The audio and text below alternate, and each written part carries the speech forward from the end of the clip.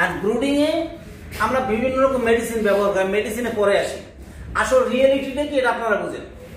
একটা পোল্ট্রির বাচ্চা বডিতে 70% পানি থাকতে হবে, বাচ্চা যদি সুস্থ হয়। 40 থেকে 45 গ্রাম ওজন থাকবে এবং মিনিমাম 70% পানি থাকবে। ওর বডির যদি 40 গ্রাম ওজন হয় তাহলে ওর 70% তার বডিতে পানি থাকবে।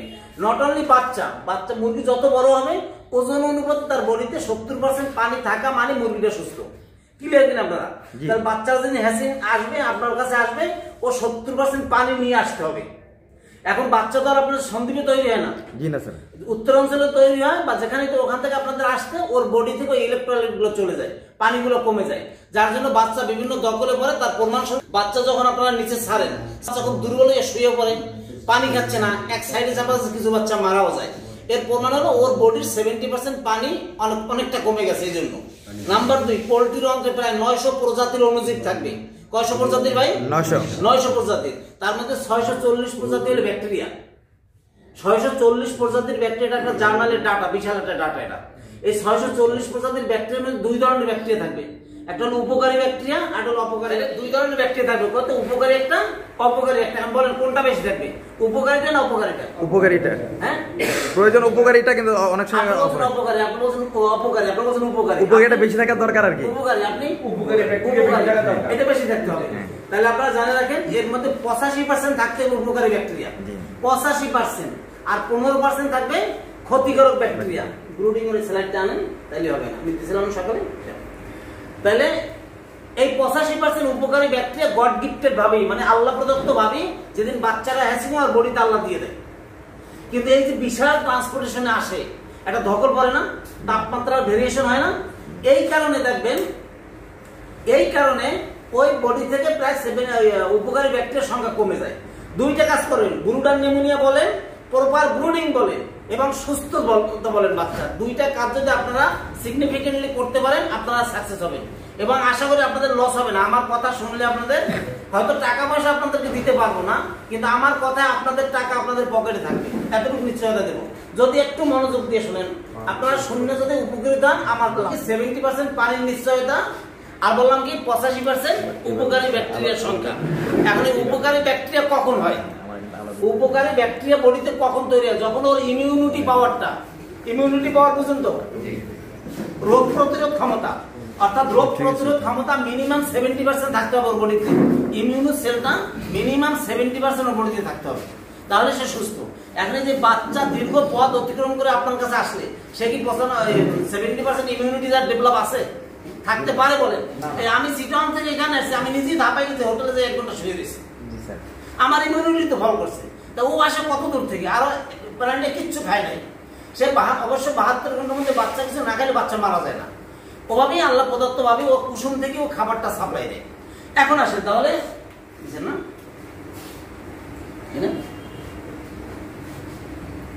এই দেখেন এই ব্রুডিং নিউমোনিয়া যে বলছেন, খুব খেয়াল করবেন। ব্রুডার নিউমোনিয়া কেন? আপনারা সবাই, আমি যতটুকু জানি, কাঠের গুঁড়ি দিয়ে ব্রুডিং করেন, am I right? G sir, G sir. এখন যদি কাঠের গুঁড়ি দিয়ে ব্রুডিং করেন, সেক্ষেত্রে ব্রুডার নিউমোনিয়া বেশি হওয়ার সম্ভাবনা আছে। আর ব্রুডিং নিউমোনিয়া হলে আপনার মিনিমাম 20% বাচ্চা মারা যায়, মিনিমাম 20% বাচ্চা মারা যাবে। তবে সেক্ষেত্রে আপনাকে করণীয় কি? ঔষধ না, এক্ষেত্রে কোনো ঔষধ চলবে না। চলবে কি? আপনি প্রথম যে গুঁড়িটা মানে কাঠের গুঁড়িটা শুকাইলেন, ওই শুকানোর বাচ্চা আনার 1 দিন আগে ওই কাঠের গুঁড়িতে তুতে স্প্রে করবেন। তুতে বুঝেন তো, যেটাকে সাইন্টিফিক নাম হলো কপার সালফেট। এই কপার সালফেট 1 লিটার পানিতে 3 থেকে 4 গ্রাম কপার সালফেট দেবেন, তুতে দেবেন। তুতে দিয়া ওই গুঁড়ির মধ্যে সুন্দর মতো, এই ধান লাড়ে না মহিলারা, এরকম ধান লাড়ে না, ওরকম লাড়বেন আর আপনি স্প্রে করতে করতে যাবেন। স্প্রে করার পরে ওই গুঁড়িটা শুকানোর পরে যেদিন বাচ্চা আনবেন, সেদিন সকালে যখন বাচ্চা বিকালে সারবেন, অন্তত 12 ঘন্টা আগে লাইট জ্বালাই রাখবেন। 12 ঘন্টা আগে লাইট জ্বালাই রাখবেন। জ্বালাই রাখার পরে এরপরে বাচ্চা আপনি ছাড়বেন। বাচ্চা ছাড়ে প্রথম কি করেন? পানি দিই স্যার, আমরা পানি দেন, তারপর 1-1.5 ঘন্টা পরে খাদ্য দিই, খাবার দেন। 1-1.5 ঘন্টা পরে খাবার দেন। গুড। মিনিমাম 2 ঘন্টা পরে খাবার দেবেন, এর আগে খাবার দিবেন না। কেন খাবার দিবেন না? ওর ইন্টেস্টাইনটা, ওর অন্ত্রটা শুক্ত থাকে, শুকনো থাকে। ওখানে যখন খাবার তো বিভিন্ন ইনগ্রেডিয়েন্টে তৈরি, ওইটা যখন আপনি দেখেন একটা ক্ষত জায়গায় আপনি একটা খাবারের দানা রেখে দিন, বা জাস্ট 10 সেকেন্ড রেখে দিন, ওইখানে লাইকে থাকে, ওর উঠে না। আপনি যখন আসলে তাহলে ওইটা যখন সে ভিজা অবস্থায় থাকবে, অর্থাৎ ওর বডির 70% পানির নিশ্চয়তা দিবে, তখন ওটা অটোমেটিকলি ওর অন্ত্রটা শুক্ত থাকবে না, ভিজা থাকবে। সেই ক্ষেত্রে আপনি তখন খাবার দেবেন। তাহলে আমি বললাম কি ব্রুডার নিউমোনিয়া থেকে প্রতিরোধ যদি আপনি করতে চান, 1 নম্বরে কপার সালফেট স্প্রে করবেন গুড়ির ভিতরে 1 লিটার পানিতে 4 গ্রাম দিয়ে। কত 20 টাকা কপার সালফেট লাগবে বেশি হলে নাকি? এরপরে আপনি লাইটটা জ্বালাই রাখবেন 12 ঘন্টা আগে। আপনি প্রয়োজন পেপার লাইসেও আপনি লাইট জ্বালাইতে পারেন। খাবারটা দেবেন মিনিমাম 2 ঘন্টা পরে। 2 ঘন্টা পরও না, আমি বললাম আপনি 5 মিনিট পরও দেন, তবে আপনাকে নিশ্চিত করতে হবে প্রত্যেকটা বাচ্চা একবার করে পানি খেয়েছে। এটা আপনাকে নিশ্চিত করতে হবে। কারণ দেখেন বাচ্চা যখন আপনি ছাড়েন, বাচ্চা বিভিন্ন কালারের পায়খানা দেখেন, অর্থাৎ ওর ভিতরে যত ময়লা আছে। আমরা নতুন মোটরসাইকেল যখন কিনি না, কোম্পানি কি বলে আপনি 200 কিলোমিটার বা 300 কিলোমিটার চালানোর পর মোবিলটা চেঞ্জ করে, বলে না কেন? ওই যে মেশিনের যে জংটা বিভিন্ন মানে কানাকানি থাকে, ওগুলো বের করে দেওয়ার জন্য। ঠিক ওর বডিতে যে মানে অপ্রয়োজনীয় জিনিসটা আছে, ওইটা মূলত পায়খানার সাথে বের হয়ে যাবে একবার মল ত্যাগ করলে। এই মল ত্যাগ করবে, পানি খাইলেই সে মল ত্যাগ করবে। জিনিসটা ক্লিয়ার কিনা? তাহলে ব্রুডার নিউমোনিয়া থেকে প্রতিরোধ করতে চান, কপার সালফেট স্প্রে করবেন গুড়ির ভিতরে, এবং নির্দিষ্ট একটা সার্টেন টাইম আপনারা হোপারটা লাইটটা জ্বালাই রাখবেন। সেকেন্ড তো আপনারা ফিডার এবং ড্রিঙ্কার, অর্থাৎ খাবারের পাত্র এবং পানির পাত্র একটার পর একটা সাজাবেন। 100 বাচ্চার জন্য 3টা। মুরগি হলো সবচেয়ে, মুরগির একটা বৈশিষ্ট্য আছে, মুরগি হলো সবচেয়ে আইসে প্রাণী, ব্রয়লার মুরগি বিশেষ করে। দেখবেন ওই যে নিউমোনিয়া হইলে 10টা একটারে পাড়াইয়ে মারতেছে, ও কিন্তু লাভ দিয়ে সরে যেতে পারবে, সরবে না, ওখানে বসে থাকে, পরে পাড়াই মাইরে ফেলবে, কিন্তু ওখান থেকে যাবে না। খাবার এখানে আছে, এখান থেকে উঠে যায়, খাবার খাবে না। জিনিসটা বুঝছেন? ও খাবার খাবে না, এটা হলো ওর নেচার। আর একটা নেচার আছে, যে নেচারটা আমাদের সাথে অনেকটা কন্ট্রাডিকশন। পৃথিবীতে একটা প্রাণী আছে যে চোখের ক্ষুধায় খায়। প্রাণীটার নাম জানেন? চোখের ক্ষুধায় খায়। পৃথিবীতে একটা প্রাণী আছে যে চোখের ক্ষুধায় খায়। প্রাণীটা চিনেন? একদম, থ্যাংক ইউ আপনাকে। মানুষ চোখের ক্ষুধায় খায়, মানুষ পেটের ক্ষুধায় খায় না। কারণ আমি সকালবেলা ভালো নাস্তা করে ওপার দিয়ে আসছি, আবার এখানে এসে দেখছি একটা মিষ্টি পছন্দের একটা মিষ্টি খেলাম, এটা কিন্তু আমার চোখের ক্ষুধা। আর মুরগি কিন্তু চোখের ক্ষুধায় খায় না, সে তার ন্যাচারালি যতটুকু লাগবে ততটুকু সে খাবে। দ্যাটস ওয়াই আপনারা ব্রুডিংটা সিস্টেমটা তো এখন বুঝছেন। পানি দেওয়ার পরে এখন আসেন পানিতে আপনারা কি দিবেন। আমি কি বলছিলাম, 2টা জিনিস আপনারা খেয়াল রাখবেন। ওর বডির 70% পানির নিশ্চয়তা। সেকেন্ড আরেকটা খেয়াল রাখবেন, সেটা হলো ওর বডির ইমিউনিটি পাওয়ারটা কতটুকু ডেভেলপ আছে। যেহেতু অবশ্যই তার ইমিউনিটি ফল করছে, সেক্ষেত্রে 2টা জায়গা। এই জন্য আমরা একটা বলি হাইড্রোসাল, 8 ঘন্টার পানিতে হাইড্রোসাল এবং লাইসোগোল্ড। আমি এইটা এখন ব্রুডিং এর দিতে বলতেছি না আপনাদেরকে, যদি এই পরিবেশে এটা আমরা অন্য জায়গায় অন্য ইন্ডিকেশন আমরা ব্যবহার করতেছি। তখন লাইসোগোল্ড এবং হাইড্রোসাল। হাইড্রোসাল কি জিনিস জানেন আপনারা? হাইড্রোসাল কি ভাইয়া? পানি শূন্যতা থেকে দূর করে, হ্যাঁ, হিট কমানোর জন্য। Okay fine. তাহলে হাইড্রোসালের মধ্যে আমি 13টা ইনগ্রেডিয়েন্ট দিছি। Sodium chloride, potassium chloride, magnesium chloride, sodium bisulphide, NaCl, inositol, vitamin C, lactic acid এবং একটা অ্যামাইনো অ্যাসিড, গ্লাইসিন নামক অ্যামাইনো অ্যাসিড। এইটা দেওয়ার কারণে ওর যে 70% পানি নিয়ন্ত্রণ করার জন্য একটা হরমোন ওর বডিতে কাজ করে। হরমোনটার নাম হলো ADH hormone, anti die ইউরেটিক hormone. এই হরমোনটা যদি ওর বডিতে অ্যাভেলেবেল থাকে, দেন সে 70% পানির নিশ্চয়তা দিতে পারবে। তাহলে আমার হাইড্রোসালে কি করবে, ওর বডিতে ওই ADH হরমোন নিঃসরণটা অ্যাভেলেবেল করবে। অ্যাভেলেবেল করলে তার 70% পানির নিশ্চয়তা দেবে। তাহলে ও যে বিশাল সময় দৈর্ঘ্য মানে ট্রান্সপোর্টেশন আসছে, তার ধকলটা কেটে যাবে। 1 নাম্বার 2, টিস্যু ইনজুরি হয়। যেমন আমরা যদি পরিশ্রম করি, হার্ডওয়ার্ক করি, আমাদের টিস্যুগুলো আস্তে আস্তে নষ্ট হয়ে যায়। দেখেন যত বয়স হয় অত মানুষের চেহারা দেখবেন আস্তে আস্তে কি হয়, একটু কুচকে যায়, অর্থাৎ হয়ে যায়। সেক্ষেত্রে আপনি হাইড্রোসাল দেওয়ার ফলে ও কি করবে, ওই অ্যামাইনো অ্যাসিড আছে, গ্লাইসিন নামক অ্যামাইনো অ্যাসিড, সেই অ্যামাইনো অ্যাসিড ওর টিস্যু ইনজুরিকে রক্ষা করবে। তাইলে ওর দরকার ছিল 70% পানি, সেই 70% পানির নিশ্চয়তা দিচ্ছে থেকে হাইড্রোসাল। এখন আপনারা বলেন ব্রুডিং এ আনার পরে আপনারা কি দেন? আমাদের এখানে একটা ভুল ধারণা আছে, ব্রুডিং করতে তো অনেক সময় অ্যান্টিবায়োটিক ইউজ করে। আচ্ছা, সেটা আমি আসতেছি, কিন্তু ব্রুড আসার পর মিষ্টি মুখ কি দিয়ে করান? গ্লুকোজ দেন। একদম থ্যাংক ইউ। গ্লুকোজটাই সাধারণত বেশিরভাগ লোকে দেন। এখন গ্লুকোজ কেন দিচ্ছেন? ওর বডিটাকে এনার্জেটিক করার জন্য। তাহলে আমি এই হাইড্রোসালের ভিতর গ্লুকোজের সব উপাদান দিয়েছি, অর্থাৎ যেটা ডেক্সট্রোজ, সেই ডেক্সট্রোজটা আমি হাইড্রোসালের ভিতর দিয়েছি। তাইলে আপনার আলাদা গ্লুকোজ লাগবে? লাগবে না। এরপর একটু ভিটামিন দেন, সি দেন। আমি এটার মধ্যে সি দিয়েছি, আলাদা সি লাগবে? মুরগি থেকে পানি কি জিনিস ও বুঝে? ও যখন যেদিন প্রথমে আনছেন, ও পানি কি জিনিস বুঝে না। ওই পানি কি জিনিস সেইটা বুঝাবে আমার হাইড্রোসাল। কিভাবে? আমাদের 2টা উপাদান দিয়েছি, NaCl এবং ইনোসিটল। এই 2টা উপাদান থাকার পরে ওর যে একটা ফ্লেভার, অর্থাৎ ওর যে মানে টাচিং যে একটা ক্যাপাসিটি, যেমন আছে না অনেক ঘ্রাণ আপনার কাছে ভালো লাগে, প্রিয়, এরকম অনেক সেন্ট আপনার পারফিউম ব্যবহার করেন, এই পারফিউমটা আমার কাছে প্রিয়।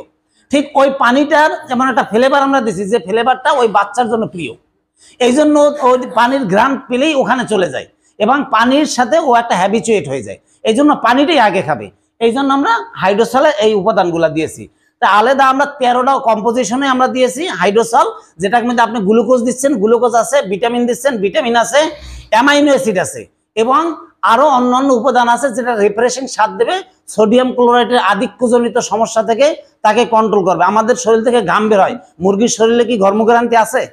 ঘাম বের হয় না, তাহলে আলটিমেটলি ওর ঘাম বের হয়, কিন্তু সেটা ওই দিয়ে বের হয় না, কিন্তু তার অন্য অঙ্গ দিয়ে সেটা বের হয়ে যায়। এই জন্য আপনি হাইড্রোসল অবশ্যই দিতে হবে ব্রুডিং এর জন্য, না হলে আপনি প্রপার ওর বডি কনস্ট্রাকশনটা ঠিক হবে না। যদি বডি আপনার ঠিক না থাকতে পারে আপনি কি কাজ করবেন? এই জন্য আপনাকে দিতে হবে হাইড্রোসল। আর একটা এসে বলছিলাম 70% ইমিউনিটিটাকে ডেভেলপ করতে হবে। সেই 70% ইমিউনিটি ডেভেলপের জন্য আমরা দিয়েছি লাইসোগোল্ড। লাইসোগোল্ড কি আপনারা ব্যবহার করেন কেউ? আমাদেরটা করেন না, অন্য কোম্পানির লাইসোগোল্ড ব্যবহার করেন কেন? লাইসোগোল্ড অন্য কোম্পানিটা আপনারা ব্যবহার করেন। হোয়াট ইজ ডিফারেন্ট বিটুইন লাইসোগোল্ড এবং আদার কোম্পানির লাইসোগোল্ড? আমি আপনাদেরকে বুঝাইতে চাইছি বাংলাদেশের প্রেক্ষাপটে মুরগির বডিতে কত পার্সেন্ট ইমিউনিটি ডেভেলপ থাকতে হবে? কত পার্সেন্ট একটু আগে বলছি, মনে নেই আপনাদের? 70%, মিনিমাম 70% ইমিউনিটি সেল আর ডেভেলপ থাকতে হবে, আদারওয়াইজ আপনি ভালো একটা আউটপুট পাবেন না। তা বাংলাদেশে যে আবহাওয়া, ভাইরাস ব্যাকটেরিয়ার যে প্রশমন বাংলাদেশে যত্র ছড়িয়ে আছে, এই জন্য একটা নির্দিষ্ট পরিমাণ লাইসোজাইম লাগবে। লাইসোজাইম অর্থাৎ লাইসোগোল্ডের মূল উপাদান হলো লাইসোজাইম। এই লাইসোজাইমটা নির্দিষ্ট পরিমাণে লাগবে। বাংলাদেশে যত কোম্পানি লাইসোজাইম নিয়ে আসছে, লাইসোগোল্ড নিয়ে আসছে 10%-এর উপরে কেউ আনে নাই।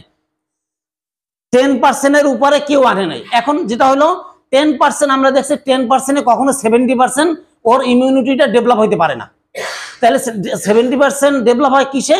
সেটা হলো মিনিমাম 30% লাইসোজাইম দিতে হবে।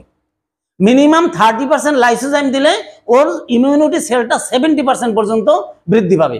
আমার লাইসোগোল্ডের ভিতরে 30% লাইসোজাইম দিছে, যার জন্য সে কি করবে, আর 70% ইমিউনিটি সেলটাকে ইনক্রিজ করতে সক্ষম। এখন আপনারা অন্য কোম্পানির লাইসোগোল্ড দেবেন না আমার লাইসোগোল্ড দেবেন, সেটা আপনাদের ব্যাপার।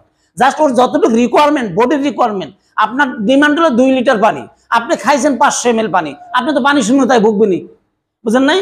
এই জন্য আমরা বলছি 70% ইমিউনিটি সেলকে ডেভেলপ করার জন্য আপনি 30% লাইসোজাইম সমৃদ্ধ আপনাকে দিতে হবে লাইসোগোল্ড।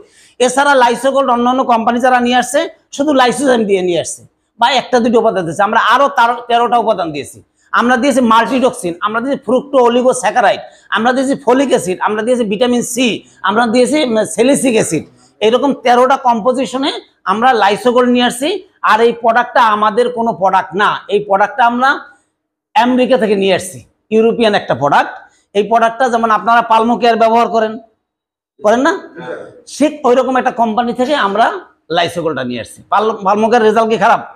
সুতরাং ইউরোপিয়ানরা আমাদের মতো কথায় বিশ্বাসী না, তারা বাস্তবতায় বিশ্বাসী। এখন আমি যে মেসেজগুলো আপনাদের দিলাম, লাইসোগোল্ড 30% দেওয়ার কারণে বডির 70% সেলকে মডুলেট করবে, ইনক্রিজ করবে, দ্যাটস ওয়াই ওই বাচ্চাটা তখন সুস্থ হবে। তাহলে বাচ্চার যেটা দুইটা রিকোয়ারমেন্ট, 70% পানি এবং 70% কি ইমিউনিটি সেলটা ডেভেলপ করা, সেই দুইটা জিনিস উপহার দেবে কে? হাইড্রোসল এবং লাইসোগোল্ড। আনার পরে 6 থেকে 7 ঘন্টার পানিতে শুধু হাইড্রোসল এবং লাইসোগোল্ড, খরচ আপনার কম পড়বে। হাইড্রোসল যদি 1000 বাচ্চা হয় আপনার বড় জোর 10 মিলি লাগবে, কারণ 1000 বাচ্চার জন্য 10 লিটার পানি বেশি দেন নাকি? আনার পরে 10 লিটারে 10 মিলি লাগবে, শেষ, আর লাগবে না কিন্তু। আর হলো আপনার লাইসোগোল্ড দেবেন, তাও ধরেন 10 গ্রাম, একবারে তো দিবেন। দেওয়ার পরে ওর বডিটা আপনার ওর ফাউন্ডেশনটা পুরোপুরি তৈরি করে দিলেন। এখন ও ভিতরে যেটা নেবে ওইটাই কাজ করবে। তার প্রমাণস্বরূপ আসেন আপনারা, আমি এই দুইটা বলছি কিন্তু হাইড্রোসল এবং লাইসোগোল্ড ব্যবহার করবেন, রেজাল্ট পাবেন, অপশনিনকে ভালোবাসবেন, অপশনিনের প্রোডাক্ট ব্যবহার করবেন। জি ভাইয়া, প্রথম আনার পরে একদিন মাত্র 7 থেকে 8 ঘন্টা। অন্য কোম্পানি এই মেসেজ দিতে পারবে না দিতে।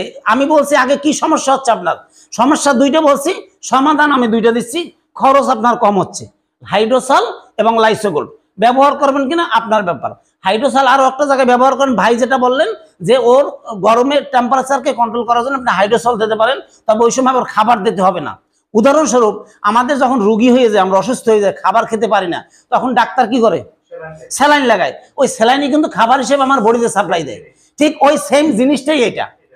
তাহলে মুরগি যখন গরম পড়ে বেশি, ওই সময় আপনারা খাবার দেবেন না, শুধু হাইড্রোসল দেবেন। সে খাবারের চাহিদা সে ওখান থেকেই ব্যাকআপে নেবে।